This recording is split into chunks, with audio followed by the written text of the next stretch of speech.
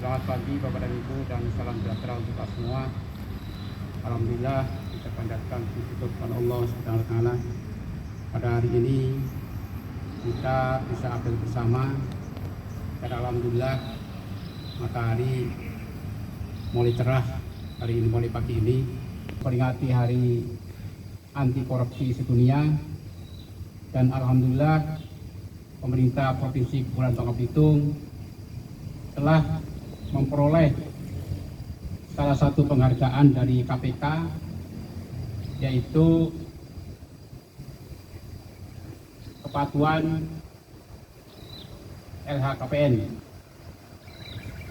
laporan kekayaan negara, kekayaan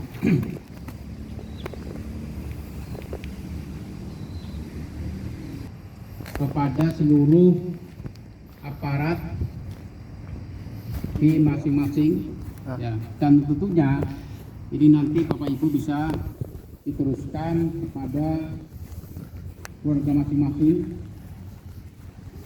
sehingga mereka tahu apa itu korupsi ya, dan bagaimana dan apa sanksinya serta bagaimana untuk menghindar dari korupsi itu sendiri. Untuk itu pada hari ini kita sosialisasikan apa yang sudah kita lakukan dalam melakukan kegiatan kita sehari-hari dalam melakukan pekerjaan, dan kita coba untuk mensosialisasikan kepada Bapak Ibu, kepada Ibu Rahmatika. Hormat Bapak Inspektur, para Irban, para jabatan fungsional umum dan jabatan fungsional tertentu di lingkungan Provinsi Kepulauan Bangka Belitung. Salam sejahtera bagi kita semua dan semoga senantiasa kita diberi kesehatan dan tetap menjaga protokol kesehatan di masa pandemi COVID ini. Terima kasih atas kesempatan yang diberikan pada hari ini. Izinkan saya menyampaikan sharing tentang anti korupsi dalam rangka memperingati Hari Anti Korupsi Sedunia yang tepatnya telah diselenggarakan pada tanggal 9 Desember yang lalu. Izinkan pada hari ini tema yang akan disampaikan adalah ayo bangun budaya anti korupsi agar menjadi apik teladan yang berintegritas.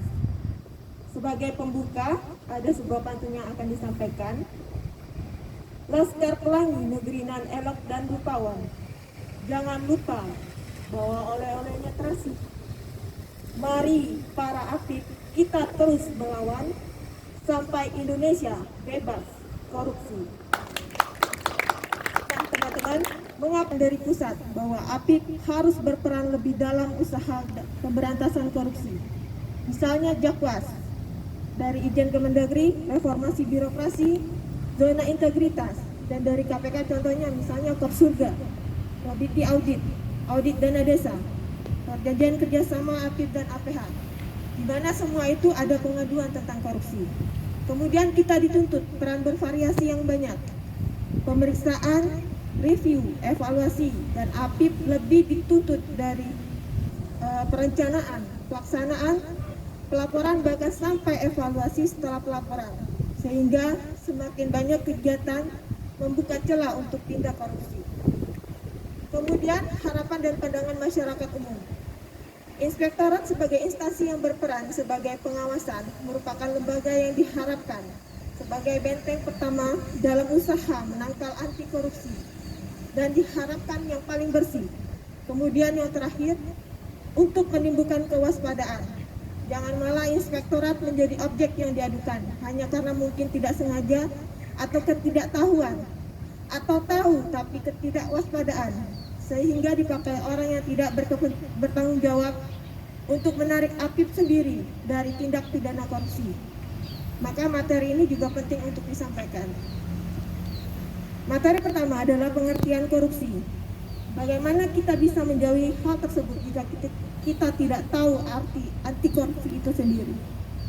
Korupsi berasal dari bahasa Latin corruptio.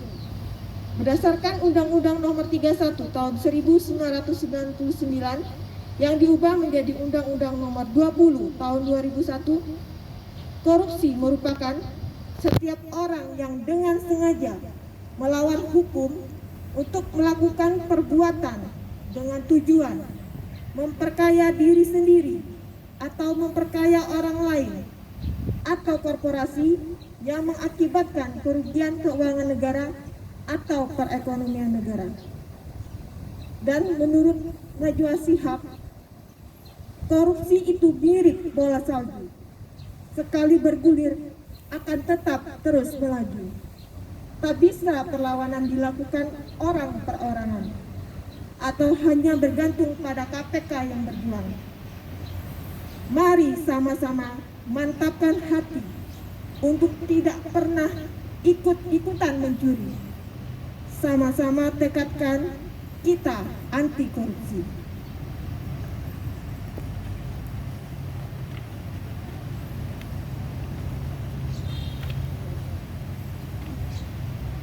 Kemudian dasar hukum pemberantasan korupsi yang harus kita ketahui bersama, berdasarkan peraturan perundang-undangan yang digunakan untuk memberantas tindak pidana korupsi di Indonesia. Yang pertama adalah delik korupsi dalam KUHP yang tersebar dalam beberapa bab, antara lain kejahatan terhadap penguasa umum dan kejahatan jabatan.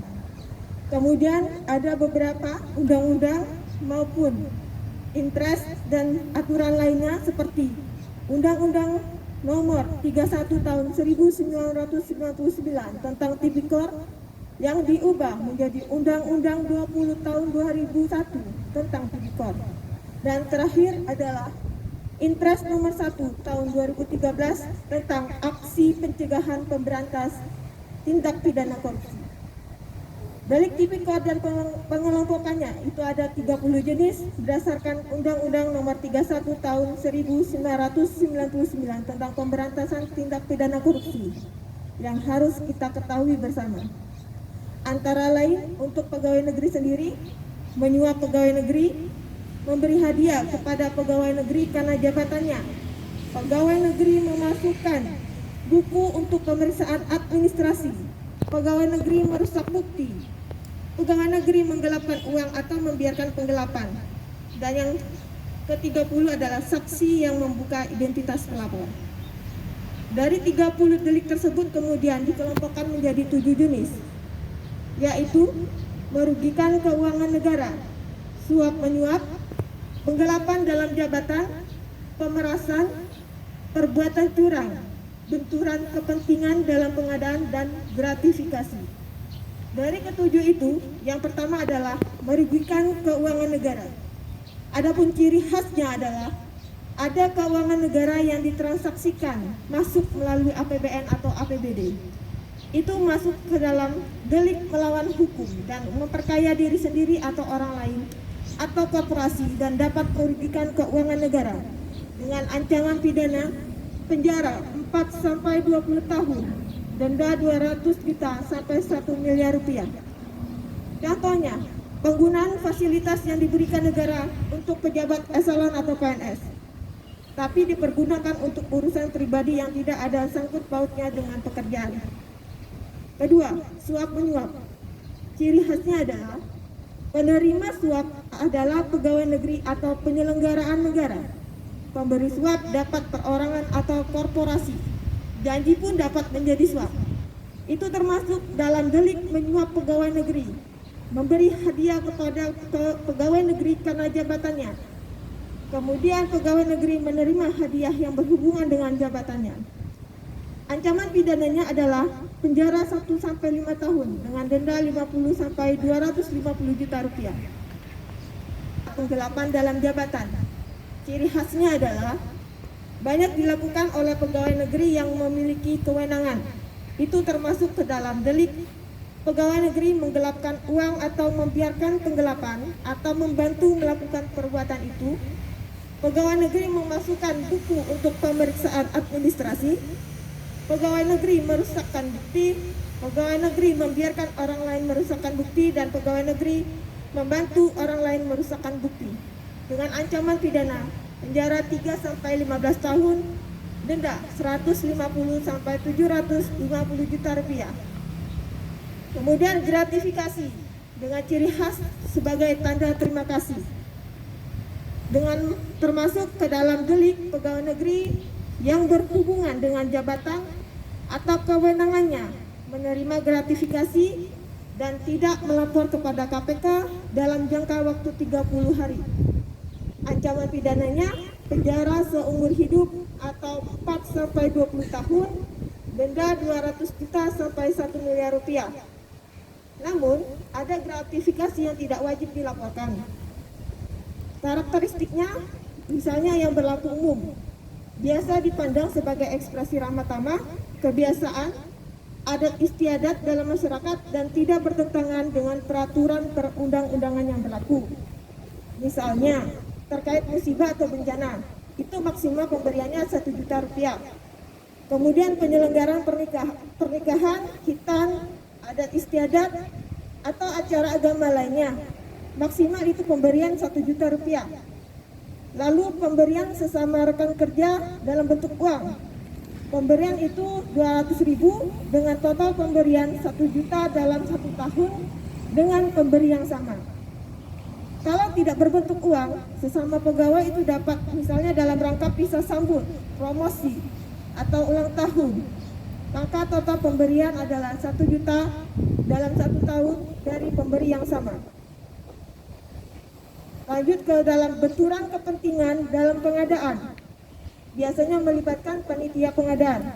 Ini terutama untuk para PA, PPK, PPTK, dan staf yang ada di dalam kegiatan tersebut.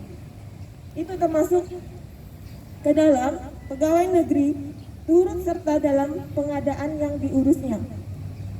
Kemudian perbuatan curang, ciri khasnya biasanya terjadi pada proyek atau tender pemerintah. Untuk pegawai negeri sendiri termasuk ke dalam delik pegawai negeri menyerobot tanah negara sehingga merugikan orang lain. Lalu pemerasan dengan ciri khas penerima memaksa, di mana termasuk dalam delik pegawai negeri menyalahgunakan kekuasaan untuk memaksa seseorang memberikan sesuatu, membayar atau menerima pembayaran dengan potongan atau mengerjakan sesuatu untuk dirinya. Lalu pegawai negeri memeras pegawai negeri yang lain, dan yang sisanya delik itu termasuk ke dalam kategori lainnya. Sebagai APIP kita harus berintegritas. Integritas itu sendiri adalah berdasarkan Kamus Kompetensi Perilaku KPK, merupakan tindakan yang konsisten antara apa yang dikatakan dengan tingkah laku sesuai nilai-nilai yang dianut, yaitu nilai yang dapat berasal dari kode etik di tempat dia bekerja, nilai masyarakat, atau nilai moral pribadi. Sudahkah kita berintegritas? Ada beberapa aplikasi yang dapat kita lakukan, antara lain mengakui pelanggaran atau kesalahan integritas yang pernah dilakukan, kemudian memperbaiki pelanggaran atau kesalahan integritas yang pernah dilakukan, mengingatkan orang lain karena tidak sesuai dengan nilai norma yang diyakini, kemudian menegur orang lain karena melanggar nilai dan norma yang diyakini, kemudian menyatakan kepada atasan karena melanggar nilai-nilai dan norma yang diyakini, lalu menentang atasan karena menegur hal-hal yang tidak benar, kemudian menyampaikan kebenaran dalam situasi sulit diceritakan, lalu menjelaskan kerugian-kerugian pribadi yang pernah dialami akibat penyampaian kebenaran, dan terakhir menguraikan tindakan dalam mempraktikkan atau mempertahankan kebenaran. Untuk menjadi orang yang berintegritas, kita harus memiliki nilai-nilai anti korupsi. Ada 9 nilai-nilai anti korupsi yang harus kita tanamkan dalam diri kita sendiri, yaitu kejujuran, kepedulian, kemandirian, kedisiplinan, tanggung jawab, kerja keras, kesederhanaan, keberanian, dan keadilan. Mungkin di antara 9 ini kita bisa merenungkan pada diri kita sendiri apakah kita sudah menerapkan beberapa nilai anti korupsi itu dalam diri kita sendiri. Untuk konflik kepentingan. Konflik kepentingan sangat dekat dengan korupsi, apalagi kita sebagai APIK. Konflik kepentingan dapat menjadi pendorong terjadinya pelanggaran. Hal ini dapat mempengaruhi kebijakan, kemudian berpotensi menguntungkan perorangan atau korporasi kelompok dan merugikan masyarakat sebagai penerima manfaat. Contoh strategi penanganan yang dapat dilakukan oleh APIK antara lain pencegahan perbaikan sistem, yang paling penting adalah edukasi dan kampanye sejak dini. Misalnya, membuat kode etik APIK secara internal untuk mempersempit gratifikasi, perbaikan SOP yang terintegrasi dengan menerapkan anti korupsi. Misalnya dalam pemeriksaan objek dilakukan sosialisasi anti korupsi ataupun SOP apel pagi selalu mengingatkan tentang benturan kepentingan atau gratifikasi, kemudian membuat fakta integritas atau deklarasi yang bisa dibuat misalnya pada saat kertas kerja setiap kali penugasan. Terakhir, ada kutipan narasi dari Najwa Shihab tentang korupsi di masa pandemik yang bisa kita renungkan. Ini kisah para pejabat yang merendahkan dirinya, yang menghambakan harta benda dan menjadikan negara dan rakyat sebagai sapi perah belaka. Saat kita semua menahan diri untuk melakukan ini dan itu, malah beberapa politikus dan pejabat kita malah tetap bernafsu untuk nodong sana sini, ngutil sana sini. Saat kita semua mencoba bertahan di tengah badai, jungkir balik melanjutkan hidup saat semuanya begitu sulit, para politikus dan pejabat juga tetap berakrobat dengan anggaran. Entah berapa ratus ribu orang yang sudah di PHK, yang usahanya bangkrut. Tapi itu tak mengurangi nafsu pada pejabat rakus yang tidak punya harga diri. Menteri Kelautan dan Perikanan bersama beberapa staf khusus dan pejabat kementerian meminta cashback dari setiap benih lobster yang diekspor. Mereka memakai uangnya untuk berbelanja barang-barang mewah, persis ketika kebanyakan dari kita sedang mati-matian bertahan memenuhi kebutuhan pokok.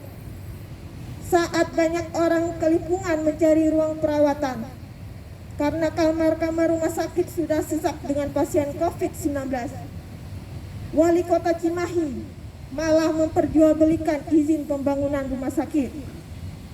Dan yang lebih gila lagi, para pejabat Kementerian Sosial berikut dengan menterinya sekaligus malah mendorong para vendor dengan uang cashback. Mereka meminta Rp10.000 dari setiap paket bantuan sosial, paket senilai Rp300.000 untuk meringankan beban hidup rakyat, tega-teganya dipotong untuk dinikmati sendiri. Dan itu dilakukan oleh mereka yang disumpah untuk membantu rakyat bisa bernafas lebih mudah di tengah himpitan hidup. Sejak awal dana triliunan rupiah yang digelontorkan dalam bentuk bantuan sosial memang rentan diselewengkan. Sudah banyak yang memproduksi potensi ini. Mungkin kita memang tidak kaget, tapi bukan berarti kita harus maklum. Bukan berarti kita tidak boleh marah. Kasus-kasus korupsi di tengah pandemi membuktikan kompas moral para politikus dan pejabat kita memang sedang berada di titik terendah. Bahkan pandemi yang membunuh dan menyengsarakan banyak orang tak membuat pelaku menahan diri dari hasrat memperkaya diri sendiri. Pandemi justru menjadi peluang untuk menggorong lebih banyak. Pantaskah kita apatis terhadap hal tersebut? Dan sebagai penutup, ada sebuah pantun yang akan disampaikan. Sungguh indah negeri Laskar Pelangi. Jika sahabat berkenan datang kemari, mari para Apip bangun budaya anti korupsi mulai dari diri sendiri. Demikian sosialisasi ini disampaikan. Assalamualaikum warahmatullahi wabarakatuh.